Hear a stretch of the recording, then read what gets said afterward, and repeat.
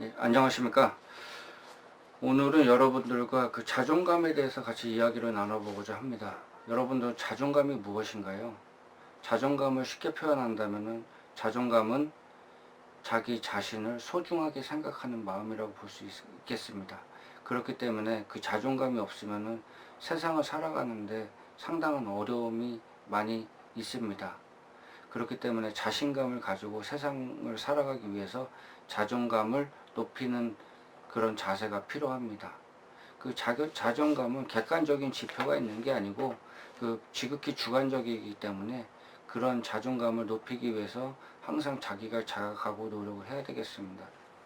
주변에 그 자기 자신의 그 결점이라고 생각하는 부분이나 그런 이제 뭐 종교적인 부분, 그런 이제 신체적인 그런 부분에 대해서 결점이라고 생각하고 이제 비아냥거리거나 이제 나쁘게 행동하는 그런 사람들이 있습니다. 근데 그런 사람들을 그냥 가만히 놔두면은 저 사람은 저렇게 해도 되는구나. 그럼 다음에도 또 저렇게 해야 돼. 그러면서 또 다음에 또 함부로 하고 그 다음에 또 함부로 하고 그렇게 행동하는 경우가 많습니다.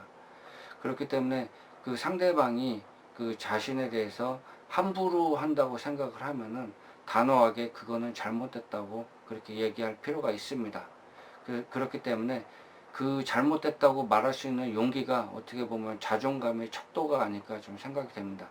물론 관계를 해치기 싫어서 그 상대방이 나한테 그 부당한 말을 한다고 해서 이제 그 부분을 그냥 관계를 해치기 싫기 때문에 그냥 참는 경우가 있는데, 그런 관계는 무슨 의미가 있을까요? 그 관계가 그 깊은 관계도 될 수 없을 뿐더러 관계가 오래 못 갑니다.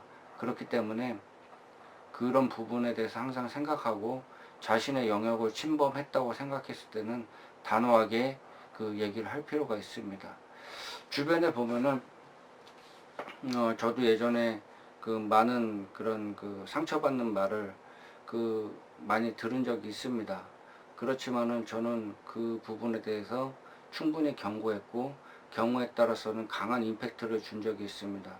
예를 들어서 예전에 다니던 직장 중에서 아주 오래된 얘기인데, 그 상관 한 명이 그 술자리에서 저한테 상당한 많은 그 모욕과 폭언을 줬습니다.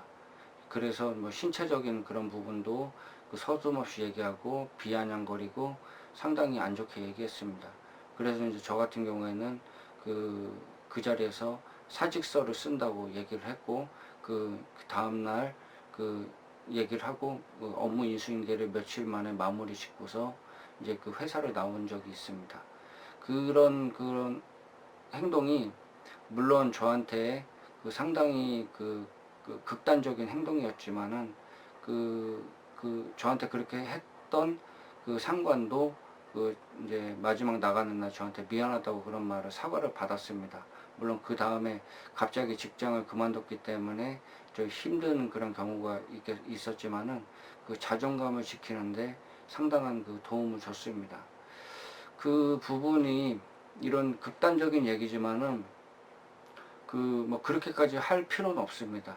그 뭐 그런 얘기를 들었다고 해서 바로 사직서로 내고 그렇게, 그거는 제가 지금 와서 생각했을 때는 너무 저도 성급했다고 그렇게 생각을 하지만은 그 상대방한테 강한 임팩트를 준 건 사실입니다. 이거는 극단적인 그 사례였지만은 여러분들도 그런 부분에 대해서 충분히 어필을 할 필요가 있습니다.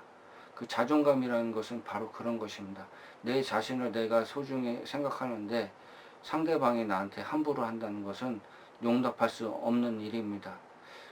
예전에는 그 정말 저한테 함부로 하는 사람들이 그 경우에 따라서 종종 있었습니다. 이제 사실 그 상대하기도 싫어가지고 그 대꾸도 안 하고 이제 그렇게 했는데, 결국에는 그 강도가 더 높아지더라고요.